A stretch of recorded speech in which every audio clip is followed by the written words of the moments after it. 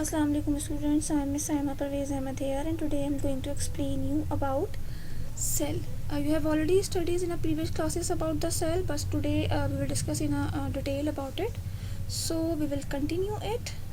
Cell की जब हम बात करते हैं तो सेल के स्ट्रक्चर को पहले हम डिस्कस करना चाहेंगे कि which organelles are present inside the cells and what's their function. So we will continue it.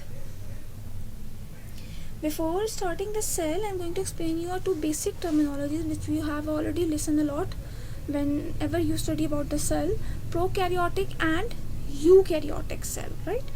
Prokaryote, pro mean before and eu mean after. ये after के वर्ड में भी कह सकते हैं, easily या well formed कह सकते हैं आप.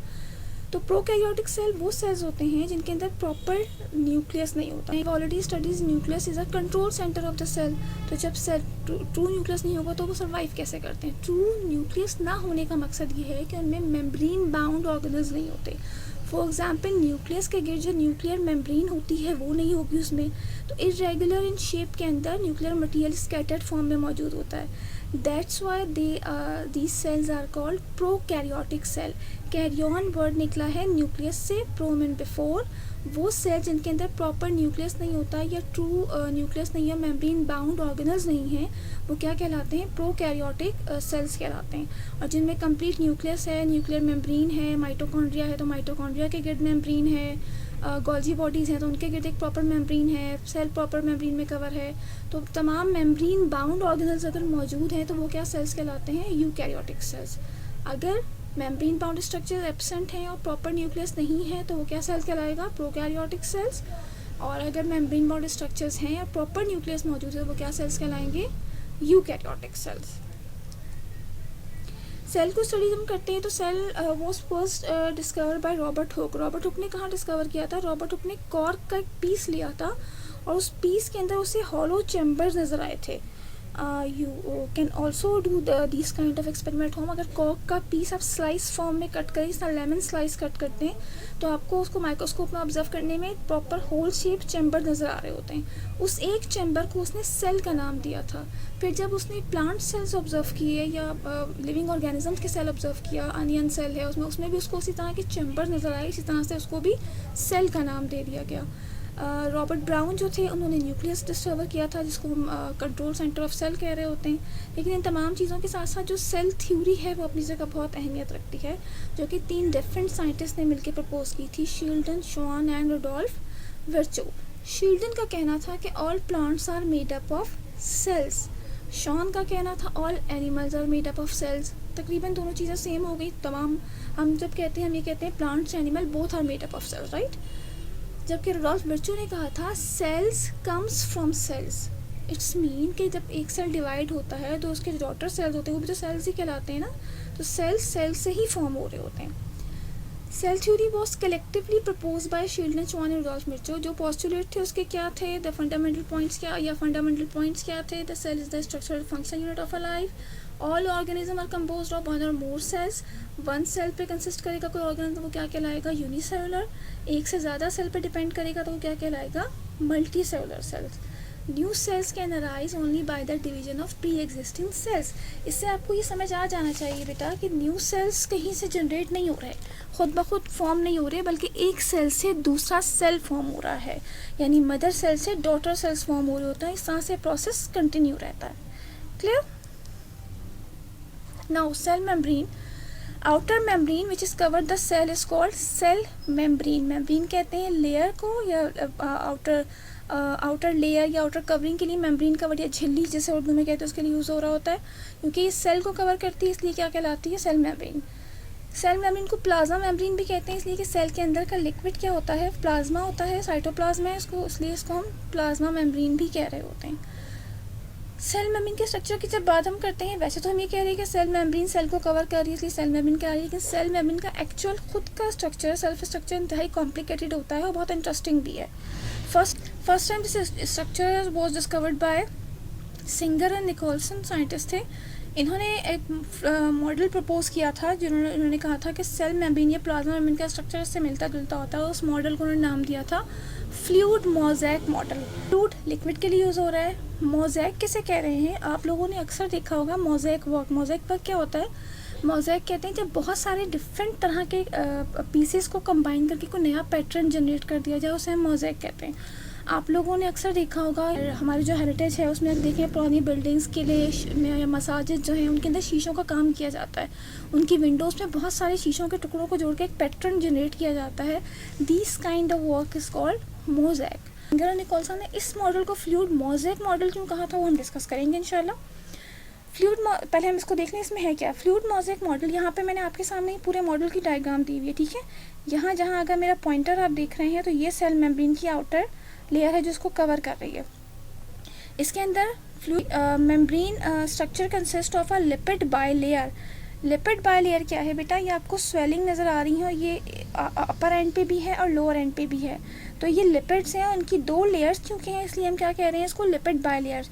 और ये जो पिंक कलर के आपको कुछ मतलब आउटर इनसाइड स्ट्रक्चर नज़र आ रहे हैं डिफरेंट शेप में, ये हैं proteins. Lipid bilayer and proteins combine to forming a structure of cell membrane, right. अब हमने कहा था कि हम डिस्कस करेंगे इसे मोज़ेक क्यों कहा गया, क्योंकि लिपिड बाइलेयर का तो एक प्रॉपर स्ट्रक्चर आपको नज़र आ रहा है कि एक आउटर लेयर जा रही है ये और एक ही इनर लेयर जा रही है, ठीक है, दोनों मिला के लिपिड बाइलेयर बना रहे हैं। लेकिन प्रोटीन को अगर आप देखें, प्रोटीन कहीं पे प्रॉपरली इनसाइड है, कहीं आउटसाइड है, कहीं सीन हो रही है और कहीं नहीं सीन हो रही है। प्रोटीन लिपिड बाइलेयर के अंदर as a mosaic structure pattern generate कर रही है, मोज़ेक पैटर्न जनरेट कर रही है, इसीलिए हम इसे क्या कह रहे हैं फ्लूइड मोज़ेक मॉडल। या उन्होंने बहुत अच्छी तरह इसको डिफ़ाइन किया कि proteins molecules float in a lipid bilayer just like a iceberg. Icebergs आप लोगों ने देखे, बर्फ़ के टुकड़े जब ग्लेशियर्स टूटते हैं, बर्फ़ के बड़े बड़े टुकड़े जो होते हैं वो समंदर के बीच में कहीं जाके जगह जगह पे मौजूद होते हैं, तो वो आइसबर्ग्स कहलाते हैं। तो यहाँ पे उसी से रिसेम्बलेंस दी गई है कि protein molecules are floating inside the lipid bilayer just like a iceberg. That's why this model is terms at fluid mosaic model. Hope so आपको समझ में आ गया होगा कि मोज़ेक का वर्ड क्यों यूज़ किया गया था, क्यों किया गया है और आइसबर्ग से क्यों रिप्रेजेंट किया गया है। अरेंजमेंट की जहाँ बात करते हैं, जो कुछ प्रोटीन्स जो होती है वो इंट्रिंसिक होती हैं, कुछ एक्सट्रिंसिक होती हैं। इंट्रिंसिक जो इनसाइड होंगी, एक्स मतलब आउटसाइड है, जो बाहर की तरफ नज़र आ रही होती हैं वो एक्सट्रिंसिक प्रोटीन कहलाती हैं, उनको इंटीग्रल या पेरिफेरल प्रोटीन भी कह रहे होते हैं। क्लियर बेटा। Now we are moving toward the cell wall. Cell wall is a characteristic feature which is present in plants only, right? यानी अगर जब हम प्लांट्स और एनिमल सेल को डिफ्रेंशिएट करने जाते हैं, सबसे पहला डिफरेंस हम ये बताते हैं कि प्लांट सेल में सेल वॉल होती है जबकि एनिमल सेल में सेल वॉल नहीं होती है। लाइक ह्यूमन बींग्स, हमारी सेल्स अगर स्टडी किए जाएंगे तो हमारे सेल्स में सेल वॉल नहीं होगी, जबकि प्लांट सेल में सेल वॉल होती है। Cell wall outer most covering जो सेल मेम्ब्रेन के बाहर की तरफ होती है, जैसे वह किस में होती है, प्लांट सेल्स में होती है। It consist of a cellulose से मिलकर बनती है। सम टाइम कुछ अदर काइटिन और पेक्टिन वगैरह भी सब्सटेंस होते हैं जो डिफरेंट ऑर्गेनिजम्स में होते हैं। सेल वॉल का असल काम क्या होता है, स्ट्रेंथ एंड फर्मनेस प्रोवाइड करना प्लांट्स को।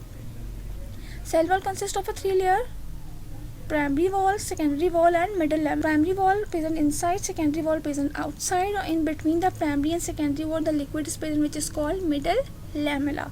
इसके अलावा सेल वॉल के अंदर डिफरेंट पोर्स पाए जा रहे होते हैं जो क्या कहलाते हैं, प्लाज्मोडेस्माटा, जो कि मूवमेंट ऑफ मॉलिक्यूल्स में हेल्पफुल होते हैं। जब मॉलिक्यूल एक से दूसरे से मूव करते हैं तो ये इन्हीं पोर्स के ज़रिए मूव कर रहे होते हैं।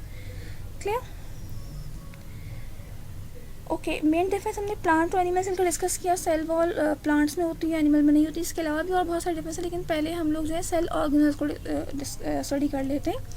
सेल ऑर्गेनल्स की जब बात करते हैं उसमें न्यूक्लियस है, एंडोप्लाज्मिक रेटिक्यूलम है, माइटोकॉन्ड्रिया है, गोल्जी बॉडी है, लाइसोसोम्स हैं, राइबोसोम्स हैं, वैक्यूल्स हैं, प्लास्टिड है। We will discuss each one step by step. Okay, first है nucleus. Nucleus is a control centre of a cell. Control centre क्यों कह रहे हैं कि तमाम एक्टिविटीज़ जो भी हो रही होती हैं सेल के अंदर वो इससे ही कंट्रोल हो रही होती है। न्यूक्लियस का काम को कंट्रोल करना होता है। न्यूक्लियस के अंदर न्यूक्लियस के स्ट्रक्चर को डिस्कस करते हैं तो न्यूक्लियर की आउटर मेम्ब्रेन क्या कहला रही है, nuclear envelope. Inside the nucleus a rounded body is present which is called nucleus और thread like structure is present which is called chromatin. chromatin क्या कर रहे होते हैं, जब सेल डिवीजन होती है तो यही chromatin क्या बनाते हैं, क्रोमोसोम्स को डेवलप करने का काम कर रहे होते हैं। न्यूक्लियस को फर्स्ट टाइम रॉबर्ट ब्राउन ने डिस्कवर किया था और जो मेन ऑर्गेनल्स है उसके हम ऑलरेडी डिस्कस कर चुके हैं। अच्छा, मैंने स्टार्ट में आपको बताया था कि प्रोकैरियोट और यूकैरियोट का मेन डिफरेंस क्या था। प्रोकैरियोट में प्रॉपर न्यूक्लियस नहीं होता, यूकैरियोट में प्रॉपर न्यूक्लियस होता है। तो यहाँ पे क्योंकि न्यूक्लियर के गिर्द प्रॉपर न्यूक्लियर मेम्ब्रेन भी है, क्रोमेटिन नेटवर्क भी न्यूक्लियस में, ये किस सेल का न्यूक्लियस होगा, यूकैरियोटिक सेल का। प्रोकैरियोटिक सेल की न्यूक्लियर के गिर्द न्यूक्लियर मेम्ब्रेन नहीं होती, वो स्कैटर्ड फॉर्म में उनका न्यूक्लियर मटेरियल सेल में मौजूद होता है। Endoplasmic reticulum, these are the channel like structure जो कि न्यूक्लियस के बिल्कुल साथ साथ होते हैं। अगर मैं इसको रिप्रेजेंट करूँगी न्यूक्लियस तो इसके साथ ये ट्यूब लाइक स्ट्रक्चर जो है क्या कहला रहे होंगे, एंडोप्लाज्मिक रेटिकुलम। अच्छा, एंडोप्लाज्मिक रेटिकुलम को दो में डिवाइड करते हैं। एंडोप्लाज्मिक रेटिकुलम पे राइबोसोम मौजूद होते हैं, like you can see here dot like structures, these are the ribosomes. तो राइबोसोम्स अगर मौजूद हैं तो एंडोप्लाज्मिक रेटिकुलम क्या कहलाएंगे, rough endoplasmic reticulum. If clear बेटा। फंक्शन की जब बात करते हैं, रफ एंडोप्लाज्मिक रेटिकुलम का काम क्या होता है कि प्रोटीन सिंथेसिस और ट्रांसपोर्ट ऑफ मटेरियल का काम कर रहे होते हैं, क्योंकि राइबोसोम का काम ही प्रोटीन सिंथेसिस है, राइट। तो एंडोप्लाज्मिक रेटिकुलम जिनके ऊपर राइबोसोम मौजूद है उनका फंक्शन क्या है, तो protein synthesis and transport of material. जबकि जिन एंडोप्लाज्मिक रेटिकुलम पे राइबोसोम नहीं होते, या हम यूँ कह सकते हैं कि स्मूथ एंडोप्लाज्मिक रेटिकुलम का फंक्शन क्या होता है कि ये लिपिड सिंथेसिस का काम कर रहे होते हैं, right. The next organelle is mitochondria. Mitochondria is also called powerhouse of the cell. क्यों कह रहे हैं powerhouse of the cell? powerhouse क्यों कह रहे हैं इसे, क्योंकि ATP फॉर्मेशन का काम, ATP is a form of energy, वो कहाँ प्रोड्यूस हो रही होती है, inside the mitochondria, that's why it is called powerhouse of the cell. Structure की जब इसकी बात करते हैं, आउटर मेम्ब्रेन या इनसाइड द आउटर मेम्ब्रेन, अगर देखें इनर मेम्ब्रेन जो है इसकी फोल्डेड है, ये आपको ब्राउन कलर की, लाइट ब्राउन कलर का स्ट्रक्चर नजर आ रहा है। ये फोल्डेड स्ट्रक्चर क्या कहलाता है, क्रस्टी कहलाता है। और inside the cristae a liquid और matrix is present, inside the cristae a liquid is present which is called matrix.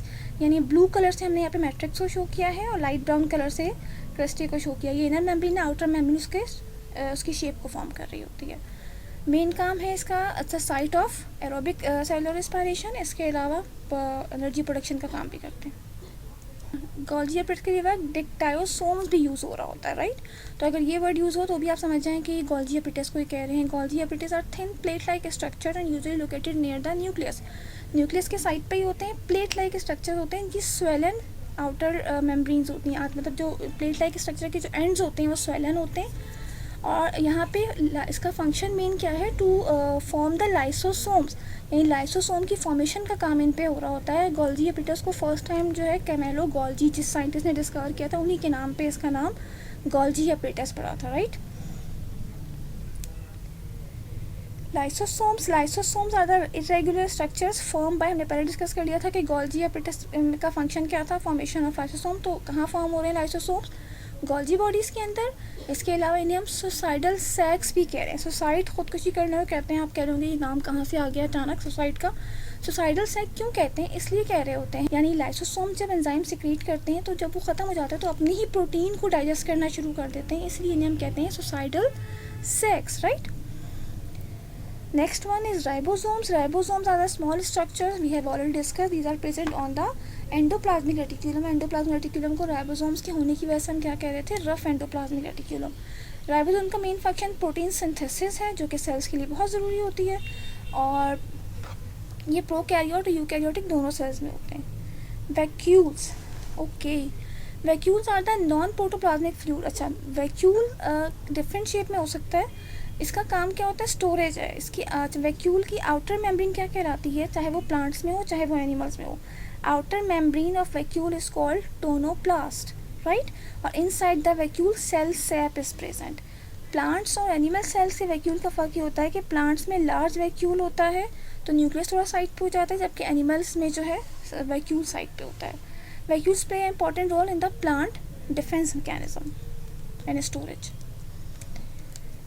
Plastids are typically related with the plant, यानी हम कह सकते हैं कि प्लास्टिड्स एनिमल्स में तो नहीं होते, इसलिए कि एनिमल में पिगमेंट्स की ज़रूरत नहीं होती, जबकि प्लांट में पिगमेंट्स की ज़रूरत होती है और उसको अपने फूड को प्रिपेयर करने के लिए भी वही पिगमेंट्स रिक्वायर होते हैं, इसलिए प्लास्टिड्स सिर्फ और सिर्फ प्लांट्स में पाए जा रहे होते हैं। स्पेशलाइज्ड ऑर्गन्स ऑफ प्लांट्स हैं, these are of 3 types, leucoplast, chloroplast and chromoplast.